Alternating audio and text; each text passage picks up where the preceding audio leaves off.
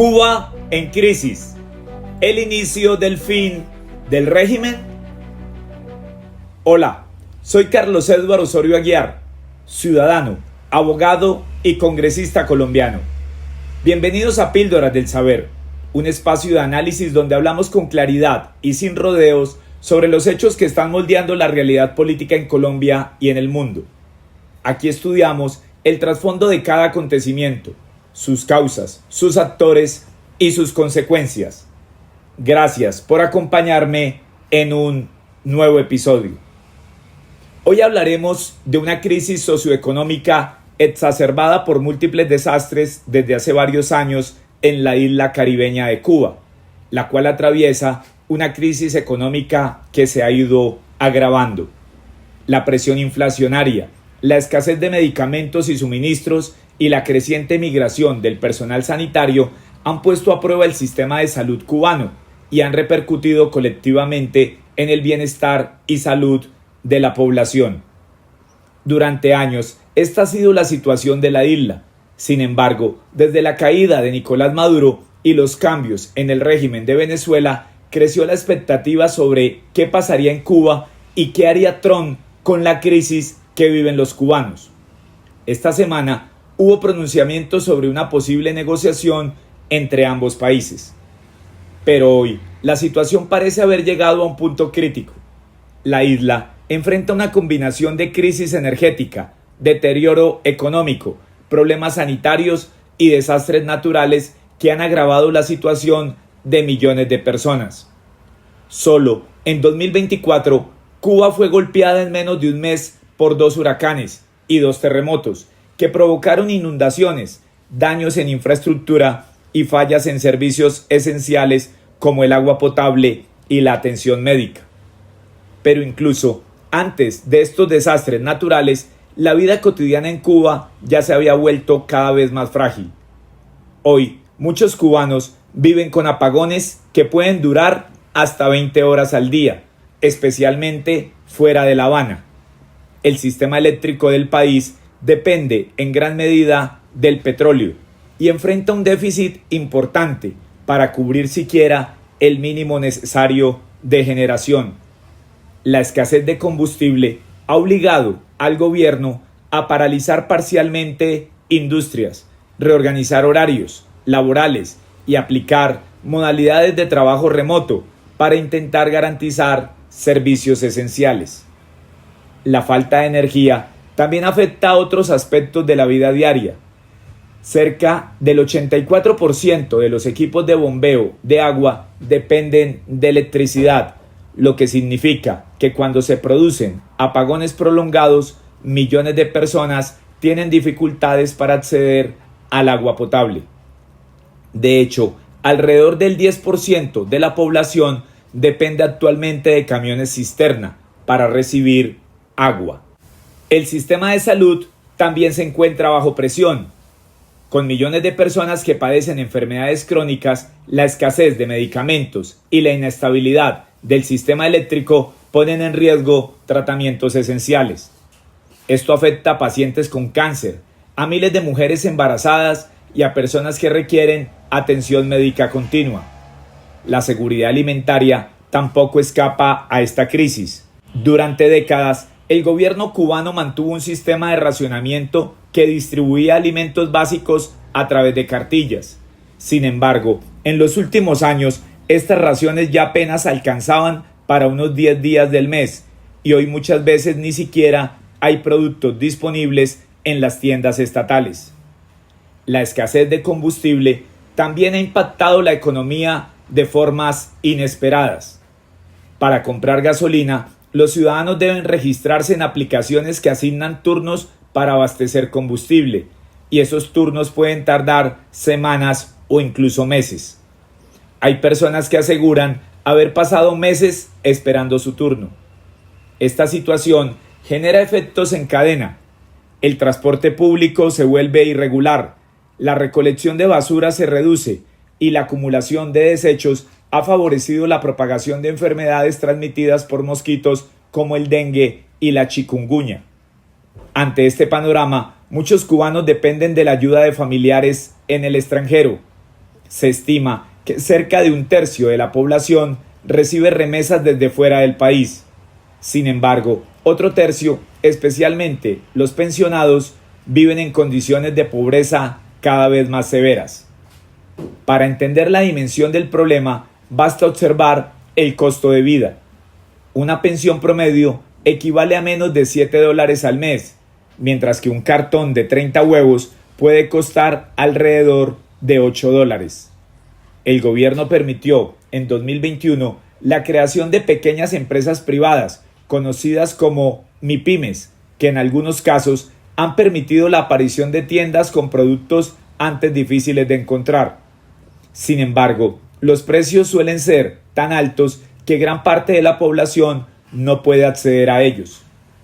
Toda esta situación ha generado un creciente descontento social.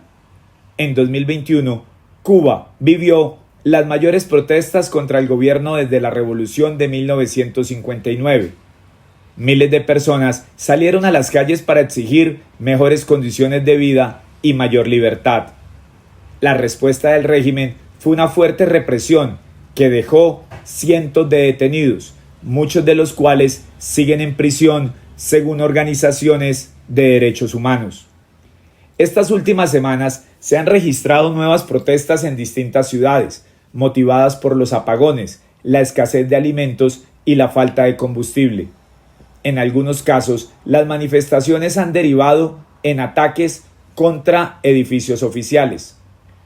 Uno de los episodios más recientes ocurrió en la ciudad de Morón, donde una protesta terminó con el intento de incendio de la sede local del Partido Comunista. Videos difundidos en redes sociales muestran a manifestantes arrojando objetos en llamas al interior del edificio mientras gritaban «Libertad». Según expertos, se trata de uno de los disturbios más importantes de los últimos años. Pero lo más llamativo es el contexto en el que ocurrió este episodio. Apenas horas antes, el presidente cubano, Miguel Díaz-Canel, había reconocido públicamente que su gobierno mantiene conversaciones con Estados Unidos. Y ahí es donde la crisis cubana se conecta con el nuevo escenario geopolítico. Para Estados Unidos, Cuba siempre ha sido mucho más que una pequeña isla del Caribe. Su ubicación geográfica la convierte en un punto estratégico de enorme importancia. Apenas una franja de mar separa a Cuba de Estados Unidos, una distancia que puede recorrerse en avión en poco más de una hora. Por esa razón, a lo largo de la historia, Washington ha considerado que el control político de Cuba tiene implicaciones directas sobre su influencia en el Golfo de México, el Caribe y América Central. Incluso antes del siglo XX, presidentes estadounidenses intentaron comprar la isla a España. Sin embargo, en 1959, Cuba salió definitivamente de la órbita estadounidense tras la revolución liderada por Fidel Castro, y desde entonces el país ha permanecido bajo un sistema comunista que ha resistido durante más de 6 décadas. Estados Unidos ha intentado presionar cambios en el régimen cubano durante todo ese tiempo, principalmente a través del embargo económico que limita el comercio con la isla. A pesar de estas sanciones y de múltiples crisis económicas, el régimen logró mantenerse en el poder durante décadas. Pero hoy, el contexto parece distinto. Cuba enfrenta una de las peores crisis económicas de su historia reciente. Venezuela, que durante años funcionó como su principal proveedor de petróleo, ya no puede sostener ese apoyo. Y al mismo tiempo, la presión internacional sobre el régimen ha aumentado. En este escenario entra en juego un nuevo factor: la estrategia del gobierno de Donald Trump. Washington ha intensificado la presión económica sobre Cuba, incluso amenazando con imponer aranceles a países que comercien petróleo con la isla. Estas medidas han contribuido a agravar la crisis energética que vive el país. Pero al mismo tiempo, Estados Unidos parece estar explorando un posible acuerdo con el gobierno cubano. El objetivo, según distintos análisis, sería evitar un colapso repentino del régimen que pudiera provocar una crisis humanitaria o una ola migratoria masiva hacia Estados Unidos. La estrategia podría consistir en presionar económicamente al régimen mientras se negocian cambios graduales que permitan una transformación del sistema sin provocar el caos.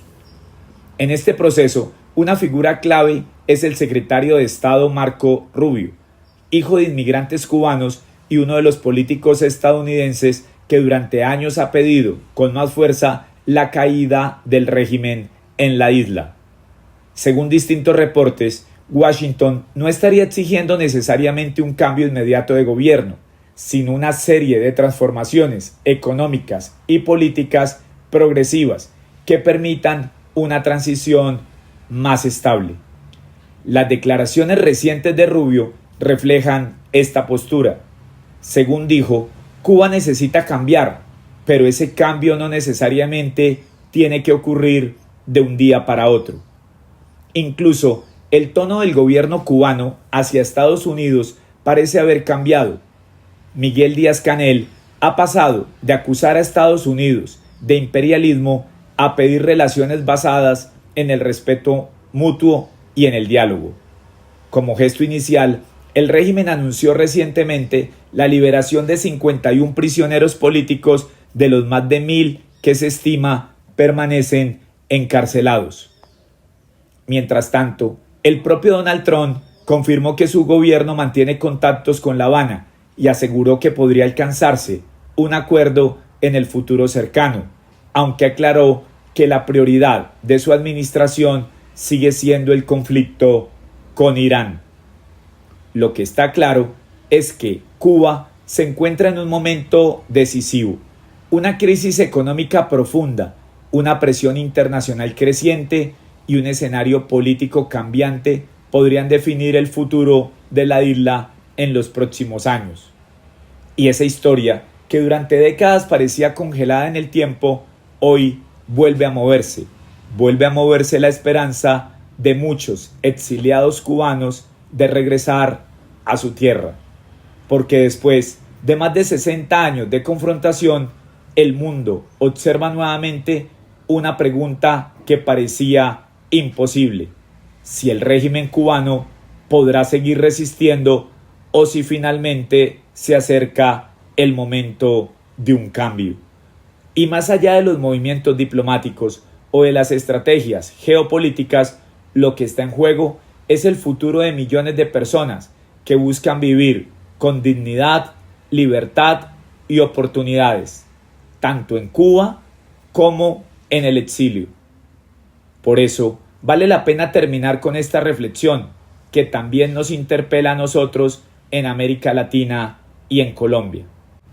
Cuando observamos lo que ocurre en países gobernados por regímenes autoritarios o de izquierda, donde la economía se deteriora, donde la represión prima por encima de los derechos, donde millones de personas luchan por conseguir alimentos, deberíamos preguntarnos qué tipo de liderazgo queremos para nuestras propias sociedades. No es posible que mientras algunos países subyugados estén buscando la libertad, otros que gozamos en la actualidad de la libertad, querramos exponernos a estar subyugados. Es legítimo tener debates ideológicos, es natural que existan diferencias políticas, pero hay algo que no debería ser negociable: la defensa de la democracia y la reivindicación de la libertad. Un político que no es capaz de condenar las dictaduras, que guarda silencio frente a la represión o que incluso se muestra cercano a estos regímenes, está ignorando el sufrimiento de millones de personas. Las dictaduras en América Latina y los gobiernos de izquierda han demostrado una y otra vez que terminan produciendo lo mismo: pobreza, miedo, censura y exilio. Y la historia de Cuba, hoy más que nunca, nos recuerda por qué nunca deberíamos olvidar esa lección. Gracias. Muchas gracias por escucharme una vez más en este su podcast Píldoras del Saber. Si este análisis te ayudó a comprender mejor la coyuntura, compártelo con tus amigos y familiares. Nos reencontraremos, Dios mediante, en el próximo episodio para seguir pensando el país y el mundo en este espacio creado para dialogar ampliamente, con criterio y contexto. Hasta pronto.